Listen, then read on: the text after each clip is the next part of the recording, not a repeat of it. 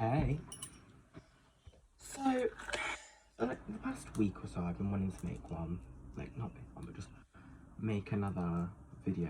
And I just think today is a good day to make one because I've been so bored today. It's like, I don't know what time it is, but it's like around 2, maybe? I don't know. But, no, I've just been really bored today, so I just thought, why not waste some time? Just waste some time and just do something fun for like half an hour. And today I'm going to be talking about something that I think is really important because I don't think people really understand where I come from on this, and I don't think people need to understand where I come from on this, but I just think I want to tell people my opinion. So today I'm going to be talking about love and relationships, but I'm going to be talking about it on 3 different levels. I'm going to be talking about young love, middle-aged love, and then old-aged love.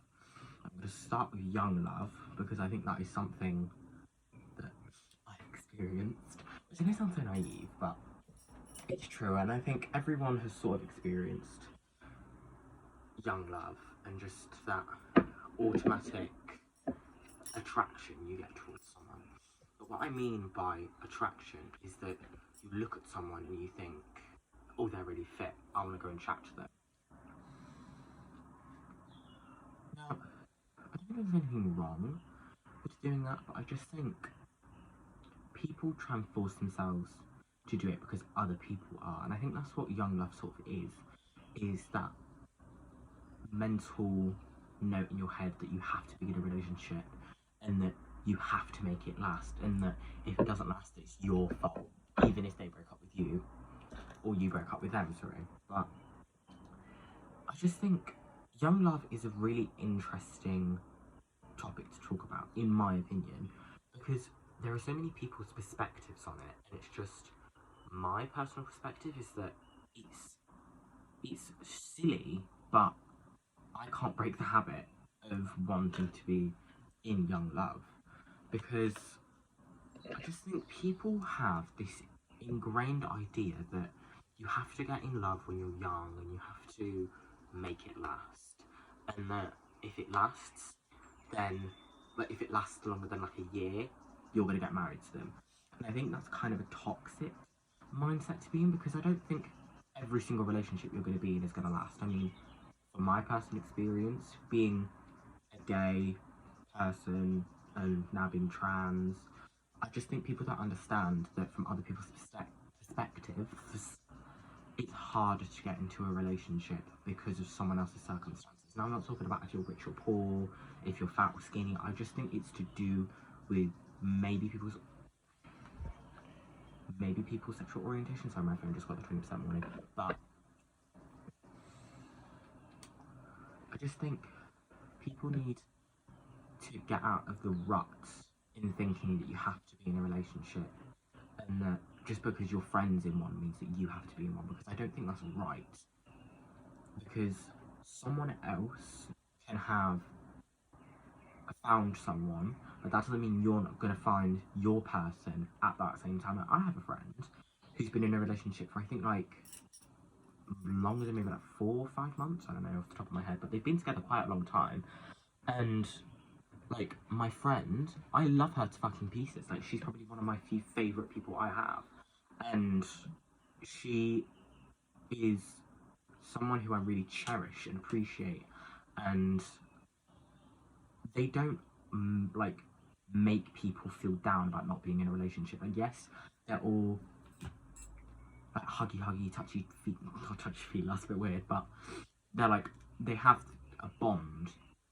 And they make people know about it, but they're not trying to shove it down people's throats, because I think in young love you don't realise that other people are going to be watching you, and you do it because you have this great attraction towards each other, and it's just like you want to show your affection to someone because I don't know if you want to show your affection to someone because you want it to last and it shows that like you have that love for that person, or you just do it because you have that emotion. But I just think young love is a really strange topic to talk about because when young people are in love, there isn't really a mindset that you follow, or you just go with the flow. I just think there's such a stigma from looking at like middle-aged love or young adult love. So maybe 4 sections, so not 3.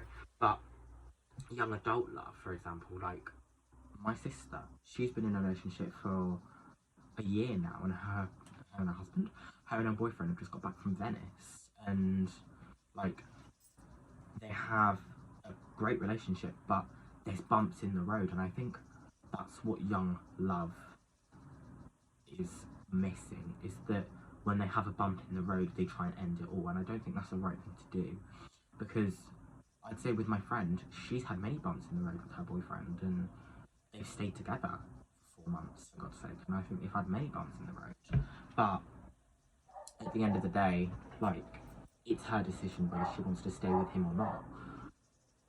But, you know, I mean, it's her life and she gets to decide whether she wants to break up with them or not. But I think people's opinion on someone else's relationship is quite toxic, because it depends on your perspective of that relationship. But if you are in a relationship with someone and then someone tells you their perspective on your relationship, that doesn't necessarily mean that you need to listen to their opinion. Because for me, in my experiences with being gay and being trans, I have constantly people's opinions of me, and people telling me to kill myself, and people telling me I'm unloved, and all of this bullshit. And it is extremely toxic, and I don't think people realise to the full extent of what being like me is like. But no, that sounds really naive, but just to the extent of how people's words can have an effect on someone. Like, when I was younger, like, my home life was awful. I mean, I was bullied by my sister. Like, she would always call me fat and ugly and all of this shit. I think it's just, I understand it's like sisterly bickering and stuff, but I don't think what she realised was that it genuinely had an effect on me, and it was just like, I know I'm fat, like I knew I was fat, and it's like I wanted to change, and I wanted to take those steps to change, but with the circumstances that I was living in, I didn't have the resources to try and stop it. Like, yes, I wanted to do exercise and all of this, and I've taken up exercise now, and I feel like I'm losing weight, and I'm happy with the way that I am now. But being fat necessarily isn't a bad thing.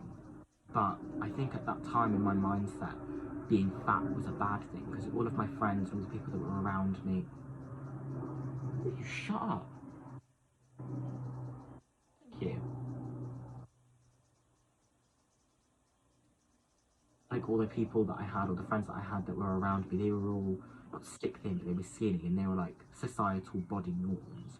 And I think because I was fat and I was ugly, that it made me feel like not beautiful. And I think after a time of when I blocked out that negativity and I like took time for myself, that self-love was finally on the cards for me. And I think, fucking 5 sections, shit. Oh, we've got young love, self-love, middle-aged love, young adult love, and old love, like old people love. Fucking hell. Anyway, self-love. But that's the section we're on now. But I just think self-love is really important, and I think people need to realise that if people call you fat, you don't necessarily have to take that into account, because that's someone else's third-person opinion of you, and fuck off. Fuck right off, there's a wasp in my room. Oh shit on a dick. Oh no, piss off please, babe. No, stop it. I don't eat you. I'm not a vegan, but I don't eat you, please. Oh, thank Christ. Anyway, God, that's, I hate wasps. They freak the shit out of me. What was that about? Self-love. Yeah, and I just think accepting yourself for what you are and who you are is something that is really important, and taking in people's opinions of you isn't the greatest thing to do, because it could have a negative effect on you, and that people will necessarily have bad opinions of you. And I think everyone will have bad opinions of you. I mean, look at celebrities. I mean, they try and live their life as peacefully as possible. And some people take the piss, and some people think that because they've slipped up one time, they can just pounce on them. And I think that is one thing that people do that I don't agree with personally. And there was an event that happened recently that I feel really disheartened about, and I feel really silly about doing, because there's just this one pair of girls that have had this massive argument for like the past month or two, and it's just been dragging and dragging out. And I just think one of them has just tried to take it too far. And I think it's not bad to take things far, but I just think how she's gone about it, I disagree with. Because she is, I don't know how to word this, trying to be nice, but she just, she's just blown out of the water, and I just think it's unnecessary. But anyway, back to self love. Just accepting yourself and opening yourself up to allow people's positive comments to come in, because you're always going to get negative comments, and you will always have those snide people that try and tell you that you're less of a person because of who you are. And listening to those comments, personally, I think is the worst thing you can do, because it's not a good thing to do, but it's not a bad thing to do. It's just you need that mental block to say to yourself, I'm not going to listen to that person, I'm not going to let their snide comments get to me. But yeah, that is self-love and young love. Now let's talk about young adult love, which I really think influences young love, because young love, I feel, is influenced by young adult love because of movies and television. Now, like, for example, there's a film I bloody love, and I can never think of the name of it. I can't think of it right off the top of my head, but it's just, there's a film that I watched, and it might have been Clueless. I don't remember, but like, I just think Clueless was I probably was Clueless, but just, I think trying to be in love isn't the worst thing you can do, but I just think forcing yourself to be in love is a bad thing. And I just think that young adult films like Mean Girls that are about getting in a relationship and the pros and cons of being in a relationship, and I just think it's really, really silly. And there's a film, I think it's like 10 Things I Hate About You. I think it's that.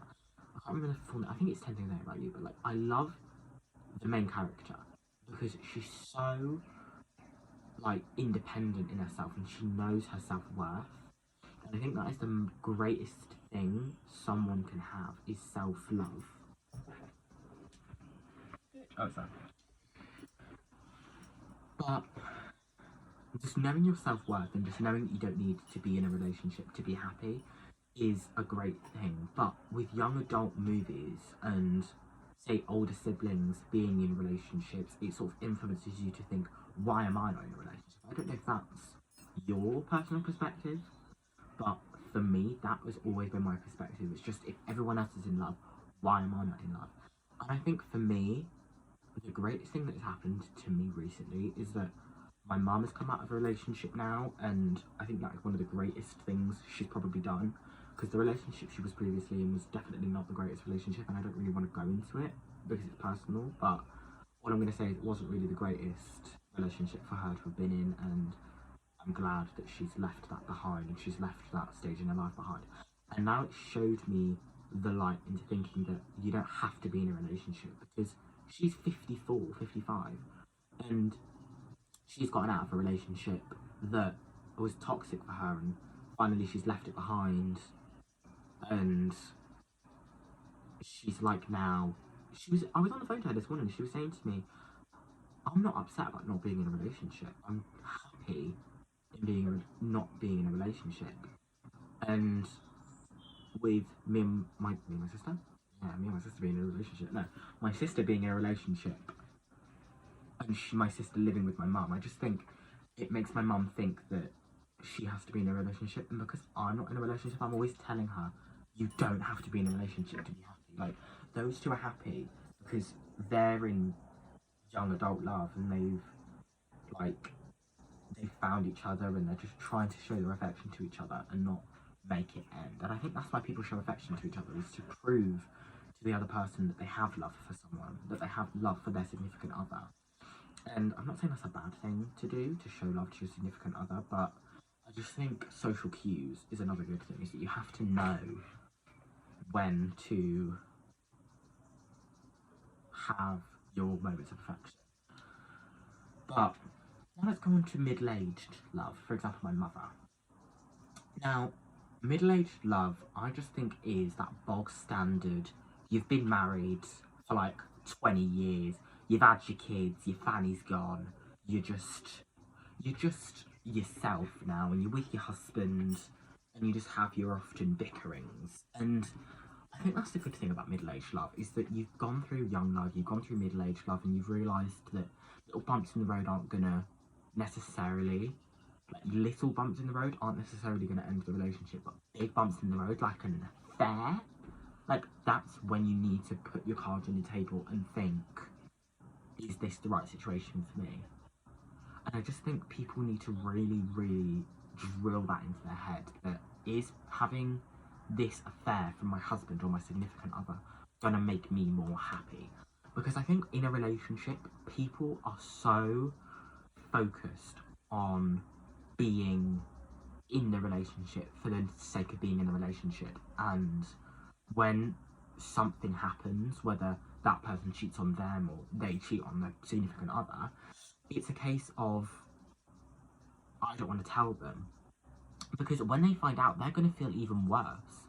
Because if you tell your significant other the feelings that you're feeling, they can then put their cards on the table and say, they can either say, I've been feeling the same way, or you two can talk it out and see if there's any compromise you can make, or you just break up then and there. And I think talking in a relationship is one of the greatest things you can do. And I think just not constantly talking and not having any boundaries, but talking to your significant other about your feelings and your emotions is just a really important, impactful thing you need to do. Because in one of my previous relationships, because I've been in a couple recently, bit of slag, but in one of my recent relationships that actually lasted quite long, it was about a week, maybe a bit longer, maybe a bit less, but yeah, I was in a relationship for a while with a guy named Justin Bieber, and my friend, wink wink, knows exactly who Justin Bieber is.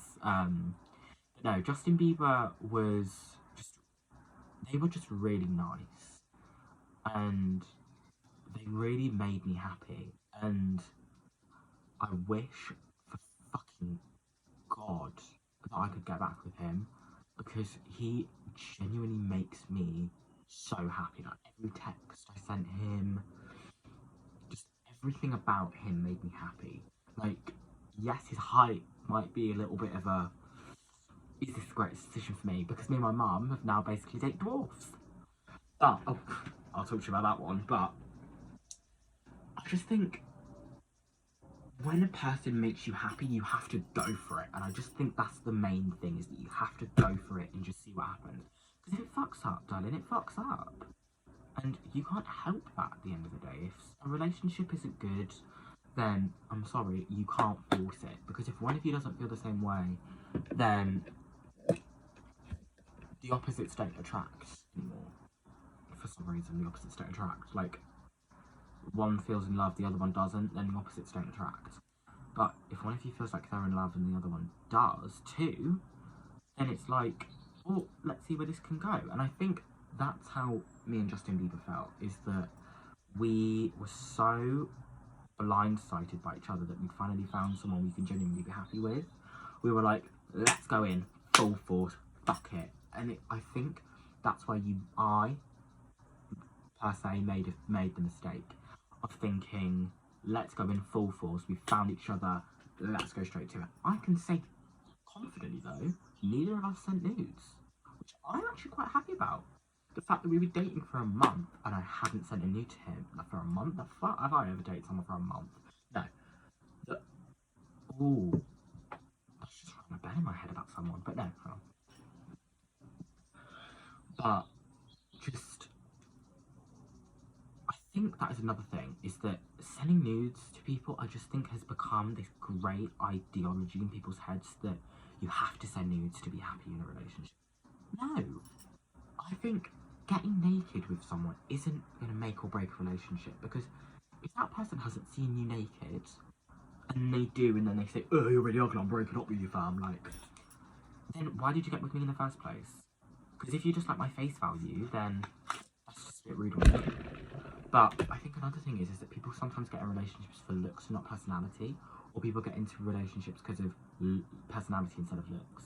Now, I personally think personality over looks is the greatest relationship, and I think that's why Justin Bieber made me happy, is that I went for him with personality over looks, because obviously his height was a bit petite, but he was a little petite puppet, but he just made me happy, and he made me feel like I wanted to be alive, and like we just had really nice deep conversations, and they didn't feel awkward. Like, he felt like a shoulder I could cry on, and even though it was a long distance relationship because he lived in fucking Scotland, like, at the end of the day he was still a person that I loved and appreciated and cherished, and we're now still friends. Like, it's not like I've completely ghosted him and I've tried to keep him out of my life as much as possible, but he's a great person, and if I could go back with him, then I would. And this is the other thing, is that if I got back with him, I'm not gonna allow my friends' opinions of him get into my head, because I have opinions about my friend's boyfriend. I love him. In the beginning, I fucking hated him. I thought, I'll just name drop then. But no, I was like, darling, you can do so much better than him. And now I've actually got to know him, and I've got to know his personality and his character. I love him. He's a really nice, funny person, and he's just a great gal. He's one of the gals. He is one of the gals, and he just. I was gonna say he makes me happy. That sounds really weird, but no, he is just a really nice character. But this is what I mean. I think my friend, she just blocked out my opinion of him, and she's got hair in her eye apparently. Ow. And she just didn't let other people's opinions of him get to her, and I think that's one of the fabulous things about her, is that she didn't care about other people's opinions. And I think that's what I try and do, and that's what I want to try and do, is that, say when I next get in a relationship and it's long term, so I'm not going to let someone else's opinion of my relationship get to me, because I think that is one of the negative things you can do, is letting someone else's opinion get to you. Now, I'm not saying that someone else's opinion of your relationship is a bad thing, because if they're telling you that the relationship is a bad relationship, like I was telling my mum, having that mindset of saying, oh, don't let someone else's opinion get to you, it's the time when you really should listen to someone else's opinion, because if they're telling you that that person is a red flag, or that there is something really serious going on and you need to get it sorted still in, and I think that's when you really need to start listening to your fellow peers and understanding maybe it is a problem. But I really don't know what I was on about. I was on about middle-aged love, and then I was talking about this. So middle-aged love is just so. I just think bumps in the road, they come and they go, and some bumps are bigger than the other. And when you have big bumps, it really can change the way the relationship goes. And if there are bumps in the road, then who's to say that you can't mend those bumps in the road? Because when my mum and she was in her last relationship had bumps in the road, they sorted them. And I think that was the problem, is that she didn't see the red flags, and she sorted them so she could then mask herself back up and say, this is a good relationship, I'm happy with this relationship. And it's just a case of when, and I don't like to bullshit people. At the end of the day, I fucking hate bullshitting people. I will tell you how I feel straight the fuck up. And that's what I was like to my mum. I was like, you need to get out of this relationship ASAP. This person is not good for you. they are very toxic, very bad for you. They don't give you good mojo. They don't give you good mojo, Jojo. But they just, ooh, cheeky feet pick. But no, they just really were not good for my mum. And the bumps in the road over time got bigger and bigger and bigger. And there was just so many, like, 12-car pile-ups because of the bump in the road. And she was just completely ignoring it. She got in her fucking private jet, flew right over him, and then got back in a Ferrari and was speeding. And I think that was the problem, is that she was speeding. She was going over the speed limit with the relationship, and I think that was the problem, is that she was just so blindsided and just thinking, I'm so happy to be in love, and she wasn't fully aware of the problems of the relationship. And now she's in a bad place, and I'm happy. I'm really happy for her, and that she's back to her good old jolly self, and that she's back to being good old regular Pam. If you didn't know my mum's name, her name's Pam. She's Queen, but she's just a great character. She's fun to have around. She's where I got my bubbliness from, and my bubbliness and my loudness, I would say, because if you listen to my mum's laugh, you would know exactly where I got my mum's, like, where I got my laugh from. I get it from my mum. Me and her, when we laugh, we get hysterical. Like, it's so funny just listening to me and my mum laugh in the same room, because obviously my friend who's in a relationship I keep banging on about today, they say that my laugh makes them. No, that's my other friend.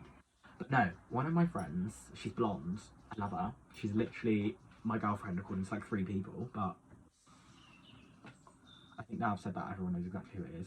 But no, she is a great person, and she makes me happy. She's just a really positive light, and she is just a joy. What time is it? Three. She's just a really joyful character, and she makes me really excited. But she said that my laugh makes her laugh, and I think that is a good laugh to have. Is that if you can laugh at your own joke and still make someone laugh because of your own laugh, that is a good thing. But no, middle-aged love is, at the end of the day, it's just, it's a weird, it's a weird topic to talk about, because I don't have stories about, like, middle-aged love, because my dad died before I was born. So my mum and my dad, they weren't together whilst I was growing up. So I don't have any great argument stories between my mum and my actual dad, but I have stories between my mum and my stepdads, plural. But I probably say the most recent stepdad I had before I left to come here was the worst, and he's left me with a lot of fucking head trauma, and he's just, he's a very bad person, and I really don't, oh my fucking god, I don't wish this upon anyone, but I wish him death. I really do, because what he had done to me and my mum and other people was fucking horrible behaviour, and it was just not fair to let my mum be in that situation, because my whole family, when I say my whole family, I mean my whole family, we were all trying to tell her to, like, get out of this toxic relationship, because it was not good for her in the slightest. And now she's finally out of it, she's realised that, my god, we weren't lying. Because, babe, when the fuck are we gonna lie to you about a shitty relationship? Like, our family, we don't do that. We tell you straight the fuck up. And because if we don't like someone, we will tell you. And I think that's one good thing, is that you have to be straight up with people in how you are and how you feel. And now my mum has gotten out of this relationship. She, like, okay, middle-aged love, arguments. Arguments are not a great part of middle-aged love, but I think some people's parents have arguments, and they don't base a relationship off of the arguments, but they have a lot of arguments, and I think it can leave children and young people with the idea in their head that arguing is the solver of everything. And I think that's why I had very bad anger issues when I was in primary school, because because I had so much argumentative behaviour in my surroundings, I thought it's the solver of everything. It's going to make my problems become solved. And I think that's a bad thing. I'm going to wrap it up because I just feel like I'm waffling. But that is the end of today's episode, and I will carry on next episode of this. Let's just make it 2 parts because it'll just be easier. I'm going to make this 2 parts. This is part 1, and then part 2 I'll probably talk about love more, middle-aged love and relationships more, and then old age love. But no, this is China Chanel signing off. I love you lots. Much love. Have a lovely rest of your day, sweet cheeks, poppets, queens, and Mama loves you.